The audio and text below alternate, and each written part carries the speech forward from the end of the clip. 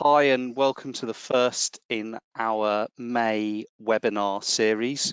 I'm Adam Wyman, I'm one of the partners in the employment team, and with me is Alex Fisher, who is a senior counsel in our team. And we are running the first webinar in our series focused on the furlough scheme. We're going to be looking at tricky issues still being addressed as part of it and what comes next. As I said, this is the first in a series. Next week, we'll be looking at return to work, and the week after that, we'll be looking at redundancy consultation. We will be asking questions as we'll be answering questions at the end, but feel free to answer questions as we go along. There's a question box that you can ask questions in, so type in any questions that you've got, and we will then aggregate those questions and we'll go through once we've finished at the end. But to kick us off, Alex is going to run through the latest details around the scheme and how it's working. Okay, thanks, Adam. So as at midnight on Sunday, 800,000 businesses had claimed under the scheme, and that amounts to 8 billion in aid for 6.3 million employees. And that's just over 1/5 of employees in Britain. And overall, it's expected that more than 9 million employees will be furloughed under the scheme, with an estimated cost to HMRC being up to £42 billion. Our experience so far is that our clients have been impressed with the efficiency of the scheme, with some of them receiving payment as quickly as 4 days after they've submitted their claims. So now that the scheme has been in place for a few weeks and is being used by so many employers, Adam, what issues are you seeing that businesses are worrying about? Well, the most common questions we're getting are around key calculation issues. Some of the most tricky ones are around commission and how to deal with maternity pay. A number of clients have been really grappling with commission in recent weeks, and that's one of the issues we're still helping people work through. So just to talk about how that works, if you've got a purely discretionary commission scheme, then it's not included. For these purposes, you can only claim for commission where it's a contractual scheme. Employees who receive commission will be variable pay employees. So as a reminder, the scheme allows you to claim for 80% of wages up to £2,500 per month. The pay is based on the hire of the same month last year for variable employees or the average of the last tax year. So for variable pay employees who receive commission, that will be their salary plus commission in the same month last year or an average of what they got over the last tax year. So what they're entitled to get paid under the coronavirus job retention scheme is based on those historic salary and commission earnings. But they may be due commission from you, for example, for sales made before they went off. In those circumstances, there's no double recovery, you offset the two. So how does that work? You look at their salary under the scheme and then any commission that's due from you on top of that. If that total amount comes to more than what they'd be getting under the job retention scheme, then you pay that higher amount. And so some of the commission based on the historic data will be funded by the job retention scheme. If their monthly commission drops so that the amount under the job retention scheme, i.e. that average pay and commission amount from the historic data is higher, then they get that averaged amount based on the historic data. Another tricky area is how pay whilst furlough interacts with pay whilst on parental leave, and Alex is going to move on to give some guidance around this. Yeah, so this is an area which is still a bit unclear, partly because the rules regarding it are split across multiple sources like the Coronavirus Job Retention Scheme direction, regulations covering parental leave and pay, and also the government guidance. it's still not being clarified by the government whether someone can be furloughed and on parental leave at the same time. But the guidance does confirm that it is possible to claim for enhanced contractual pay for parental leave under the scheme, which suggests that it is possible for them to run concurrently. So on pay specifically, the new regulations and the guidance do make it clear that being on furlough shouldn't impact parental leave pay arrangements, where that period of parental leave starts either on or after 25th of April. What it says is that the figures used to work out average weekly earnings should be the higher of either what the employee actually receives from their employer and what the employee would have received from their employer had they not been furloughed. So it's not the furloughed pay rate that you base it on. So for a fixed rate employee, so someone whose salary is the same each month, there's no commission entitlements or anything like that, that's quite straightforward because you look at what their salary would be to calculate it. But the guidance isn't clear on how you would calculate it for variable pay. What it says for variable pay scenarios is that a useful starting point is the reference salary that you use to determine how much can be claimed through the job retention scheme, and that other payments that might be due to be received in the reference period, so a bonus or commission, should also be considered, but it doesn't provide any more detail than that on how you would actually do the calculation. So Adam, as well as pay calculation queries, are there other patterns that you're seeing in terms of queries coming through from your clients? I think one aspect of all of this is that for lots of businesses, there's a real desire to help issues and to help individuals. And the issue that people are facing is how you balance that desire to help individuals against the purpose of the scheme and whether or not you're truly allowed to claim. One of the real difficulties for lots of people is the lack of clarity under the guidance. So you know, there will be situations, particularly around leavers, for example, whether historic or future, where you might want to do the right thing by them, but it is hard to know whether or not you're allowed to do so. So one question I've had is for people who are already leaving, perhaps they're already on garden leave, or people who have resigned. What can we do? Can we extend them? What about maybe someone who we've already agreed a settlement agreement for that they're leaving? Can we claim under the scheme? Well, for lots of those individuals, there's going to be a bit of a judgment call on each scenario. You're going to have to weigh up the impact of coronavirus on their role. Absent their decision to leave or the settlement agreement or whatever, would you otherwise view them as being entitled to benefit from the scheme? There are all sorts of rules about the idea that you can allow people to remain, you can extend fixed term contracts potentially and so on, but are you comfortable that you would otherwise be eligible to claim under the scheme? It's very fact specific and there are some tricky issues to work through there. The other issue that's come up quite a lot is around historic resignations unrelated to coronavirus and whether you can re-engage people. There's been a lot in the press around this, people like Martin Lewis saying that businesses should re-engage employees and allow them to be furloughed to make use of the scheme, because obviously if someone wasn't on their new employer's payroll in time, they won't be able to be furloughed by their new employer. So should you re-engage them so that they can be furloughed? There's a judgment call around that. You don't have to re-engage people. It's up to you to decide. But for lots of businesses, they're really questioning themselves about whether it's the right thing to do, whether it's right to bring those people back, particularly given that they're someone who largely wanted to leave your organization. Do you really want them back? Do you want them on the payroll?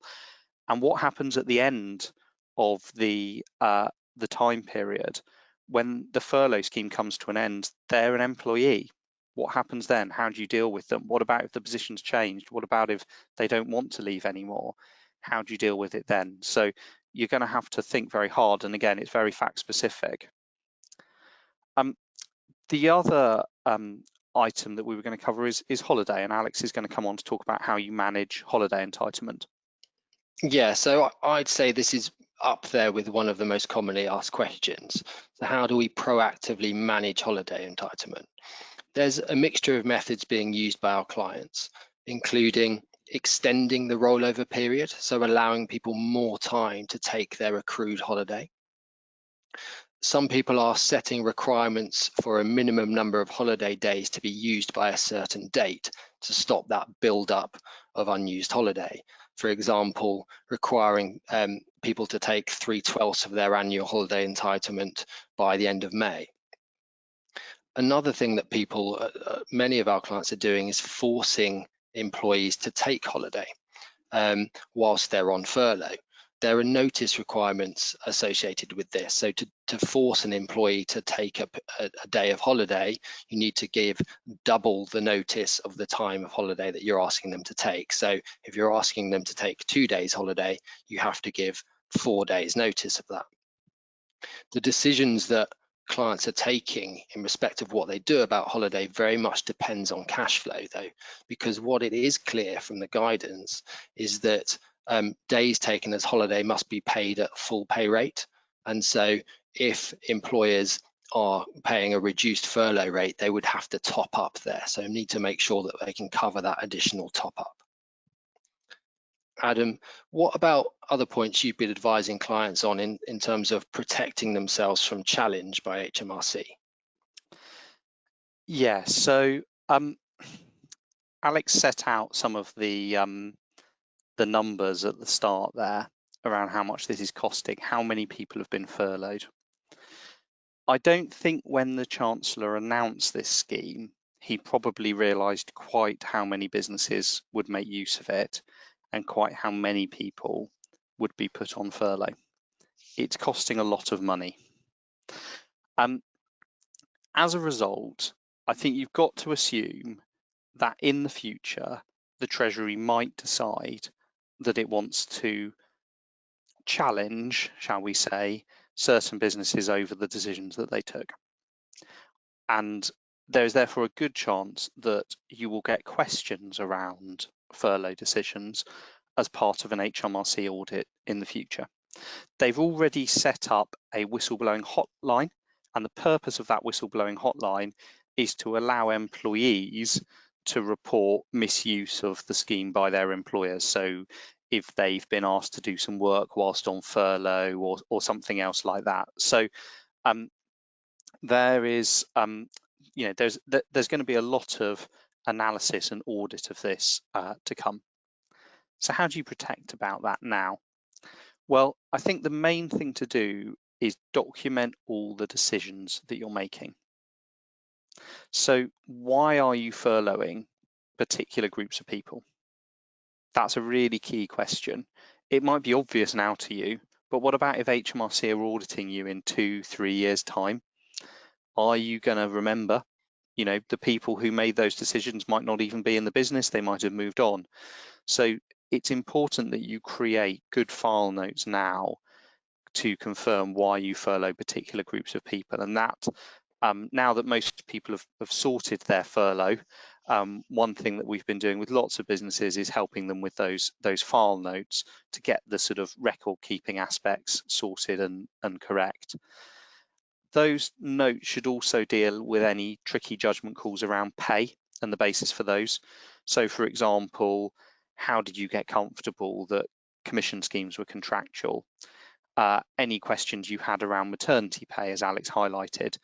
With all of these things, the indication from HMRC is that they understand the guidance isn't always clear, and they'll take a reasonable approach if you thought about things carefully. Now, it's not guaranteed they will do that in any future audit, but clearly notes showing how you made decisions and why you made decisions are going to be important in terms of protecting your position in the future. The other thing that I think is important is retention schemes, document retentions around each employee who's been placed on furlough and the documentation relating to them. So know where your furlough letters are. Know where you've got copies of those. You need to have a copy of the furlough letter that went to each employee and any communications around any changes. Lots of people are at the moment extending people through to the 30th of June. And if you've got letters around that, again, it's important. If you've gone down the express consent route and asked people to confirm their agreement, then it's really important that you maintain the records showing that agreement as well as the original letter that went out to them. And as I say, any follow-up communications, make sure you keep all of those. As well as for HMRC, those will also be helpful in any future litigation with employees. For example, if someone later claims you didn't validly vary their employment contract and they've got a deduction from wages claim for the difference in pay, it will be important to have the record keeping for those people as well. So we're going to move on now. Alex is going to talk about employees who are self-isolating, sick, or perhaps shielding. Yeah, so what does the guidance say on people that are self-isolating or shielding? So for self-isolating people or people that are sick, the guidance says that statutory sick pay is available. It says that the furlough scheme is not intended for short-term absence, so shouldn't be a consideration in deciding whether to furlough an employee. But it also says that if employers do want to furlough employees for business reasons and they're currently off sick, then they are eligible to do so, so they can be furloughed. So it's a bit mixed there. With shielding, it's much clearer. So it says very clearly that people that are at home shielding can be furloughed. Similarly, with people that have caring responsibilities, it's very clear that they can also be furloughed. So what are we seeing with this in practice?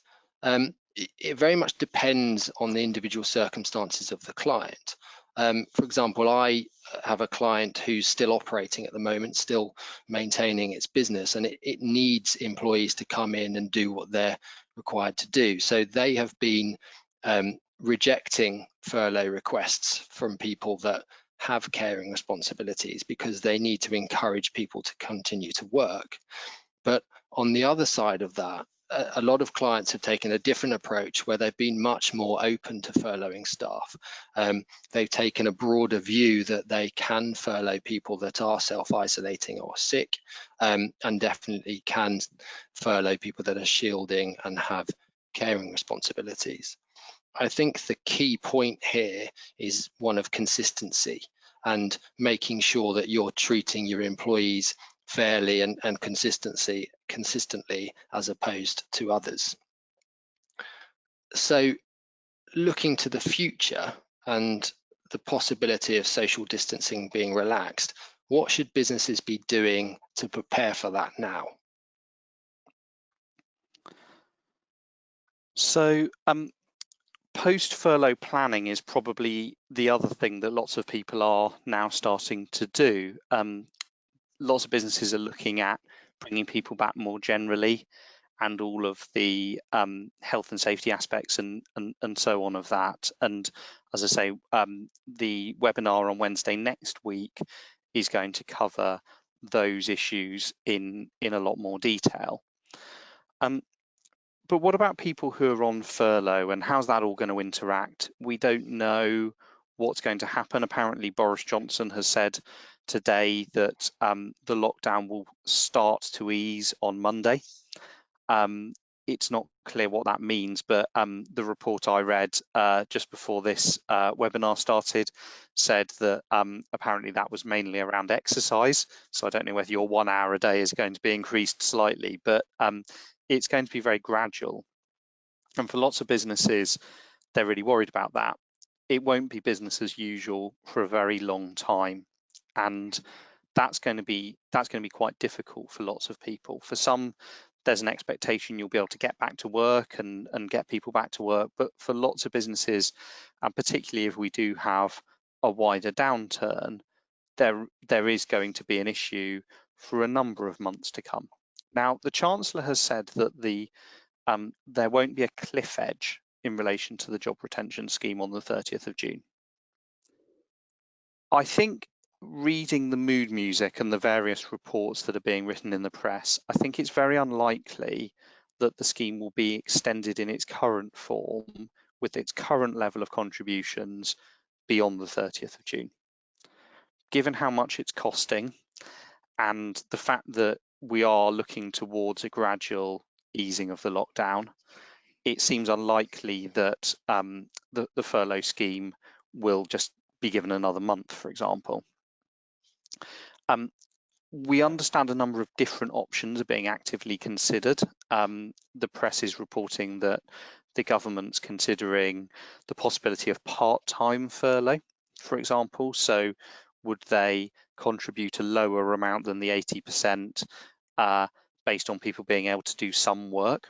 So whether you'd be able to bring everyone back to do a bit of work, whether or not you might be allowed to have a rota system. So at the moment, there's a rule that you have to be furloughed for at least 3 weeks at a time. You can be furloughed multiple times, so you can do 3 weeks on and then come back for a bit and then do another 3 weeks on. But whether or not that 3-week rule would be relaxed so that people could do a week on, a week off or something like that. There are all sorts of different arrangements being considered. There's also the possibility that the furlough scheme will continue in a relatively similar form, but only for certain industries, those most affected by this, perhaps the industries that aren't able to reopen based on government guidance, and that the ones that can will be no longer covered. So watch this space. We'll obviously update as soon as we've got information around what the new scheme looks like. The last announcement around the scheme that was made a couple of weeks ago when it was extended to the 30th of June was very intentionally made at the time it was made, because it was known that people would be kicking off collective redundancy processes fairly soon after that date. So it was extended to avoid those processes having to start. You'd therefore assume a similar approach will be taken this month, and therefore announcements will be made by probably around the 20th of May, something like that. But we'll have to wait and see. But what if you can't use the job retention scheme when it ends? You don't have enough work for people to do. Well, we're probably back then to looking at all the things that we were talking to some of you about before the job retention scheme was announced, before the Chancellor said the word furlough and we all went reaching to the dictionary to work out what it meant in a UK context, because it was normally only used in the US. So some businesses will be looking at part-time working, so agreeing reduced hours and reduced pay with people. Some businesses have done that anyway throughout recent weeks, and lots more will probably be looking at that if they don't have enough work for everyone. Or even unpaid leave, or leave, with no work but on a reduced amount of pay for an extended period. For businesses, lots of businesses don't want the cost of redundancy, and when things get back to normal, they want to be able to get up and running quickly with the right people. However, they don't have enough work to pay people right now. So agreeing some sort of leave on reduced or no pay. As with furlough, that would all need to be by agreement unless you have a layoff or short-time working clause in your employment contract. And if you're paying people less than 50% of their normal pay, then they can claim redundancy after 4 continuous weeks at less than 50% of pay. So that's going to be something to think about there as well. I mentioned the timing around the April announcement on the extension of the job retention scheme. Timings with collective processes are important here. If you want to be getting the ball rolling whilst people's wages are still covered by the job retention scheme, you don't want to bring people back on full pay, then you'll be looking to kick that off in the second half of May. And we've already got quite a few clients who are planning processes that we're helping them get those ready to kick off at some point in May. The government's confirmed now that you can be an employee rep whilst furloughed, so lots of people are getting on with their planning in the hope that they can run the consultation during the furlough period. More on the redundancy topic in the next couple of weeks. Yeah, so if the government does allow businesses to start opening up again, and I would say we expect that to be on a very limited basis to ensure that social distancing can be maintained, and you will have seen the press reports that we're expecting government guidance on this at any moment. So people are allowed to go back to work. We anticipate that there could be an issue with that, with people saying that they don't want to commute, they don't feel safe. You could get an increased number of employees coming to you asking to be furloughed in that scenario. And so what should we do there? I think the first thing to think about is, can we do anything to ease those people's concerns? I think that very much depends on what the government guidance says, whether or not we are able to confirm to those individuals that operating in a certain way will be safe. At the other end of the spectrum, could that issue turn into a disciplinary matter if someone refuses to attend work where you as a business are saying that you need them to attend? Yes, it could be. That's obviously not an attractive place to be in. So I think you'd need to look at that on a case-by-case basis to really be sure that you want to go down that route.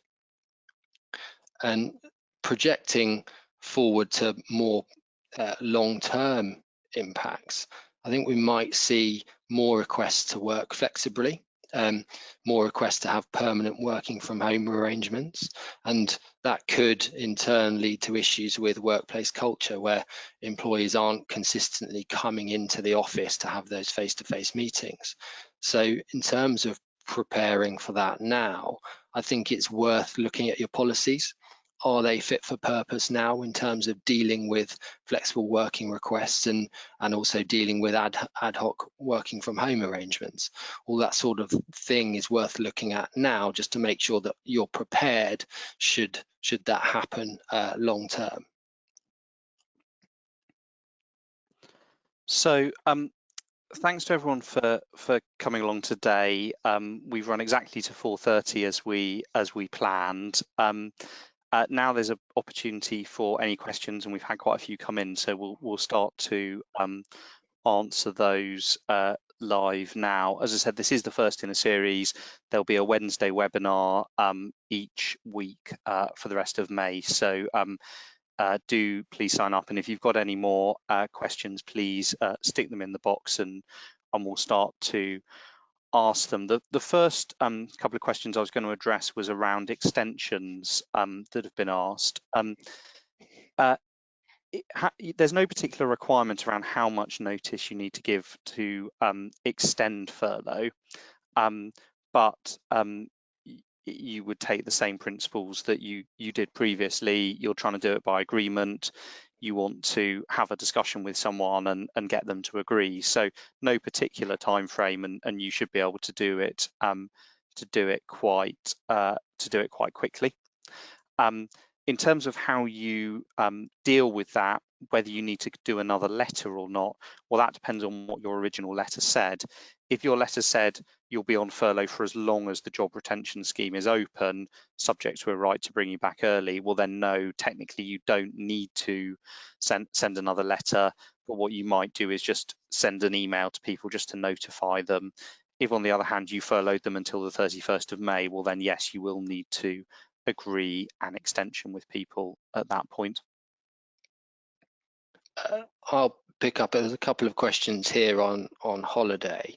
So can we enforce holiday if an employee only receives the statutory minimum? Yes, you can.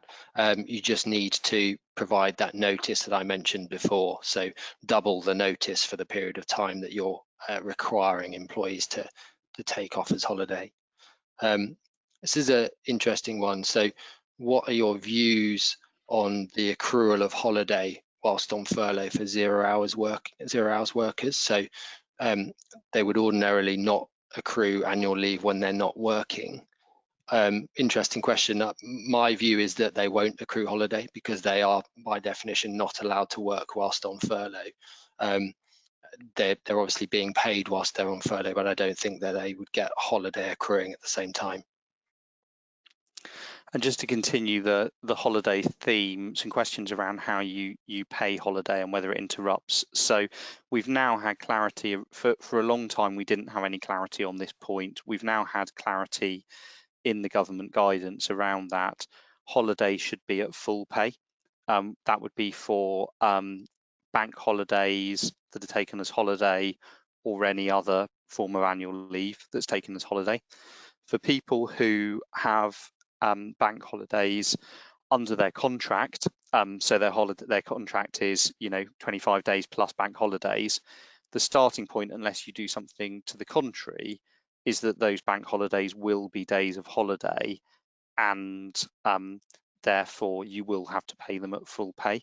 Now, you can say to people that they're not taking those bank holidays, and therefore you avoid having to pay the full pay. That's a cash saving now. However, of course, they do accrue those days of holiday. And one of the things that people have been trying to deal with is trying to weigh up the advantage of avoiding paying the cash now versus having to deal with the accrued holiday later, particularly if you might have redundancies coming and then you might have to pay out a load of holiday at that stage. But you're allowed to have holiday, and it does not interrupt furlough for people to take holiday.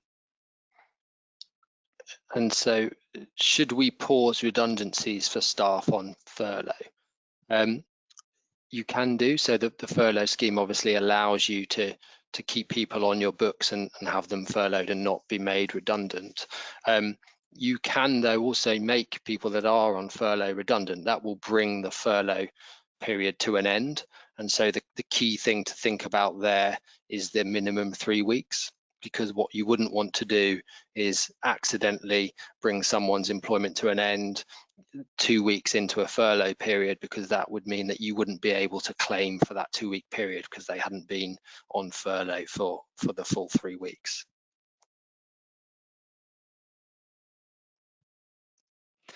There's some questions about people that you bring back. Do they have continuity of service? That's a really interesting question, actually. If you bring someone back, do they have continuous service, or has the time that they had off before you brought them back break continuity? You might logically think that continuity would be broken if they've had enough time off to meet the statutory minimum. However, that's not always the case, and there are cases where tribunals have been prepared to find that there was not a break in continuity. Obviously, there are no cases around furlough, given that it was a new concept created a few weeks ago, but cases around redundancy, for example, where someone was made redundant and re-employed up to several weeks later, it was found that they did have continuous service, and that was the point that I was raising earlier around. You have to think quite carefully about whether you do want people back. You might be bringing someone back who has more than 2 years service, and then when you get to the end of the furlough period, if they no longer want to leave, well, then you're going to have to come up with a reason for terminating them. It won't be enough just to say we brought them back on a fixed term contract. You're going to have to look at whether or not there's a need for them in the business at that stage, and if not, you'll be making them redundant, and they may well argue that they're entitled to redundancy pay at that stage. So that's just something that you're going to have to think about quite carefully as part of that. And a couple of other questions that have been asked around that in terms of how you deal with that and bringing people back.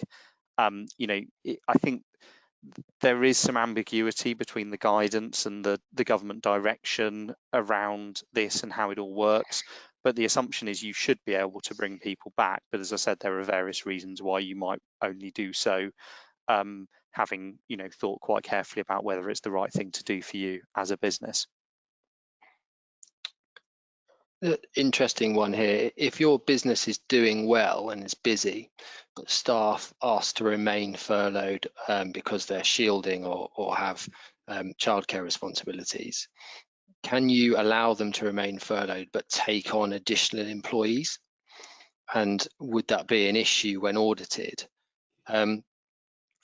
In theory, I think you can leave those people furloughed, because the guidance does say that people shielding can be furloughed. There's no reason why you couldn't take on another employee. What I think could be troublesome is in an audit scenario, in one of the more borderline cases, where you'd furloughed someone and you weren't entirely sure that you should have done. I think doing that way and sort of taking advantage of the government scheme, it would open the door, I think, for HMRC to challenge it. And my big worry, I think, in that scenario is if you open the door once, is that do HMRC then sort of continue pushing and push a bit further and challenge more of your decisions, would be my concern. Someone's raised the point, which is absolutely correct, that when the government talks about this applying for people who were on the payroll, originally they said it was on the payroll on the 28th of February and then they extended it to the 19th of March. When they say on the payroll, they don't mean you put them on your payroll. They mean that you provided real-time information reporting in relation to them to HMRC. Realistically, for almost all businesses, that means they needed to have been paid in February in order to qualify, because most people don't do real-time information reporting to HMRC until you report that you've paid someone. And so the extension to the 19th of March is, for most people, fairly irrelevant. And that's just something to be aware of in terms of when you're assessing who is actually covered. A question here on what pay entitlements would be under notice. So if someone resigns whilst they're furloughed, should the notice pay that they receive be full pay or furlough pay? Very good question. Unclear is the answer from the guidance.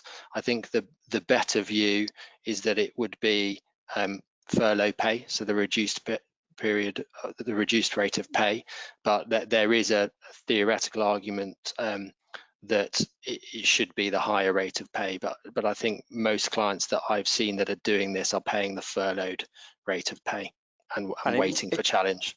It might depend on the length of notice that they've got, because there is a point around the difference between contractual notice and statutory notice, and there's a funny rule that if your contractual notice is not more than a week longer than what your statutory notice would be, then you're entitled to full pay for your notice period. So lots of people would be caught by that if you've got 12 years service and you're on 3 months notice, for example, or you're on a month's notice and you've got 4 years or more service, for by way of example, you'd be caught by that rule. As Alex says, lots of people are not going to apply that because it's quite a technical rule, and if someone's on furlough pay, they feel that that's the amount that they ought to get. But there is, as Alex said, a risk of challenge. Are furloughed employees entitled to a discretionary bonus for the period on furlough? I think that comes down to the bonus arrangements in place. If it is a purely discretionary bonus, then the answer would be no, you wouldn't have to pay that, because there obviously has to be an operation of discretion to pay it, and the company could choose not to. But I'd caution that sometimes things are deemed to be a discretionary bonus, but actually over time they've built up, and if they've been paid £500 every year for the last 5 years, that could become a contractual bonus rather than a discretionary bonus. So something to look into in a bit more detail, I think, on that one. Do employees have to agree to return to work, given that they had to agree to be furloughed?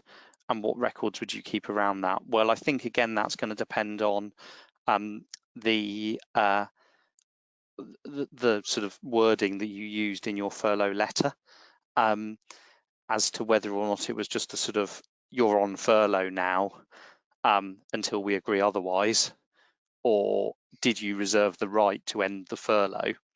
And if you reserve the right to end the furlough and the furlough ended on a particular date, then no, you don't need to agree that they that they come back to work. For your records, it would be sensible to send them something confirming their return to work date. But the furlough letters that we drafted generally say you'll be furloughed for as long as the job retention scheme is open, subject to a right to bring you back to work, often on a week's notice. So you would just give someone a week's notice that you're bringing them back to work, or you let it run through until the end of June, and that's how you deal with it.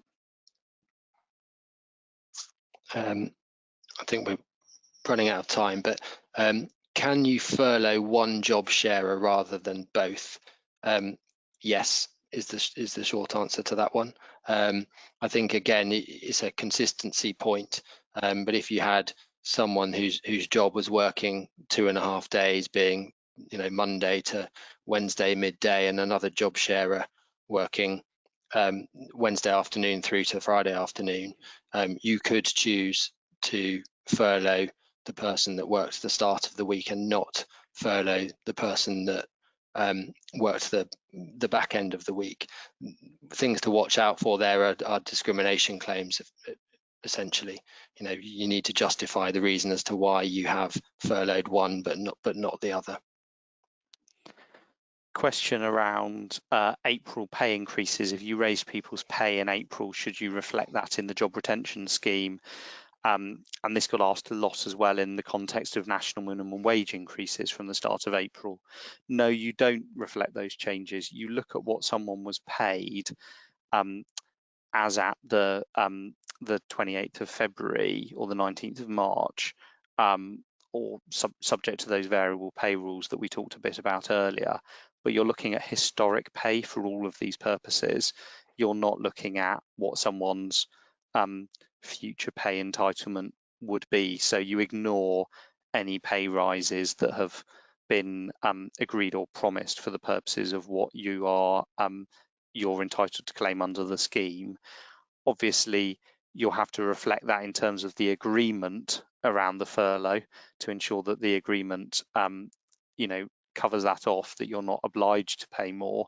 What I'm talking about is what you can claim under the job retention scheme, and your agreement, hopefully, to furlough makes it clear that you'll only pass on what you're entitled to claim under the scheme, but you'll just need to do that analysis of contractual entitlement.